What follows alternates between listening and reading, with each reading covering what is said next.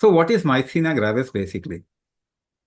Myasthenia gravis में दो aspect आप समझो, तो आप इसको रिवर्स कैसे कर सकते हैं उस तरफ में हम काम कर पाएंगे।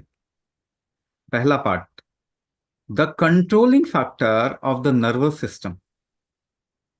माइस्थीनिया ग्रेविस में क्या हो रहा है कि नर्व का कंट्रोल नहीं आ रहा।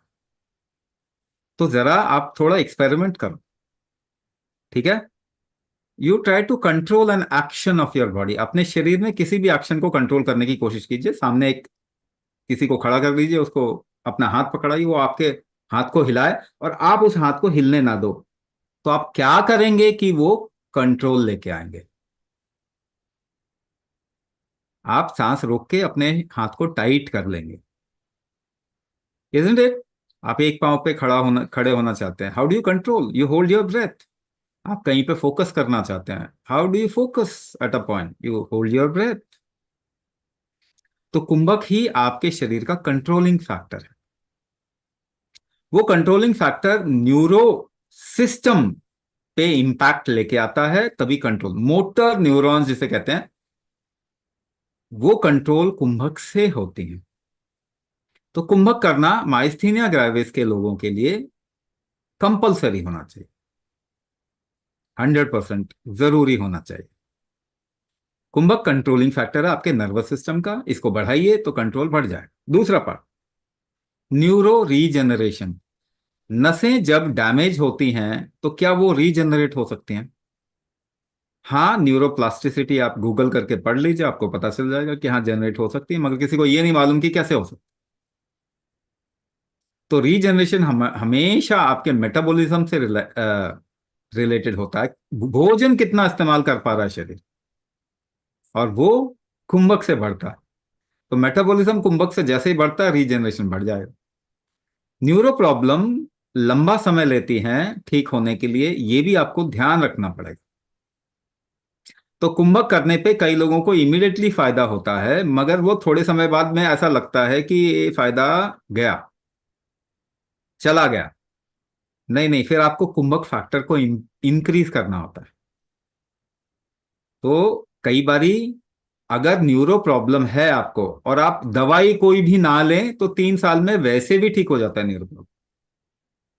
मगर 3 साल तक वेट आजकल करने की क्षमता किसी की है नहीं, टॉलरेट करने की क्षमता है नहीं। तो हमेशा कुछ पेन होगा तो वो दवाई खा लेंगे, उससे कई बारी फायदा नहीं होता। मगर फिर भी क्या करें, ऑप्शन वही बचा है तो फट से पेन किलर ले लेते हैं।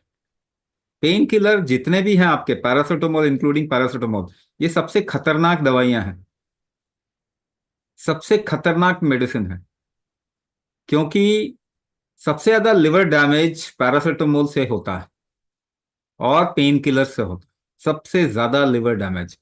दूसरा, रीजनरेशन आपके शरीर में रुकता है पेन किलर की वजह से। आज के टाइम पे इनफर्टिलिटी जो बढ़ रही है, वो paracetamol and pain killer consumption से। एनएसएआईडी कहते हैं non steroidal anti inflammatory drug, और स्टेरॉयड, ये दो तरीके के पेन किलर होते हैं। ये दोनों ही आपके रीजनरेशन, शरीर में किसी चीज को बनने नहीं देते, क्योंकि आप उसे रोक रहे हैं, प्रोस्टाग्लैंडिन इनहिबिट कर रहे हैं, जिससे रीजनरेशन होता है। तो कैसे होगा न्यूरो रीजनरेशन, कैसे होगा जब आप उसे रोक रहे हैं? तो एक तरफ तो पेन किलर खा रहे हैं आराम के लिए, मगर आप अपने शरीर को ये भी बोल रहे हो कि मैं रीजनरेशन नहीं करवाना चाहता, which is like criminal act on this body. शरीर पे ये क्रिमिनल एक्ट है। हाँ, न्यूरो की प्रॉब्लम जिनको भी है, उनको थोड़ा समय तक शरीर पे काम करना पड़ेगा।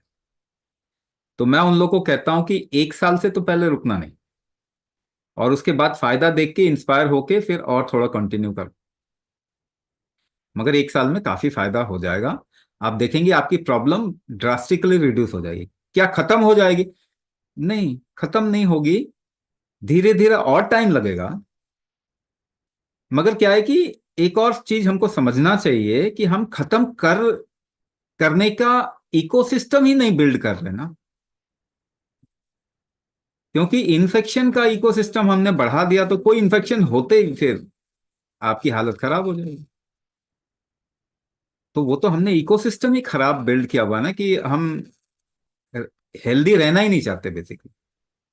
तो बार बार अगर अपने शरीर पे प्रकोप लेके आएंगे तो और ज्यादा टाइम लग जाएगा फिर इसको ठीक होने में। मगर ये ठीक होने की तरफ में, रिवर्सल की तरफ में 100% जाएगा ही जाएगा। टाइम में be different, but reversal can happen, that is for sure.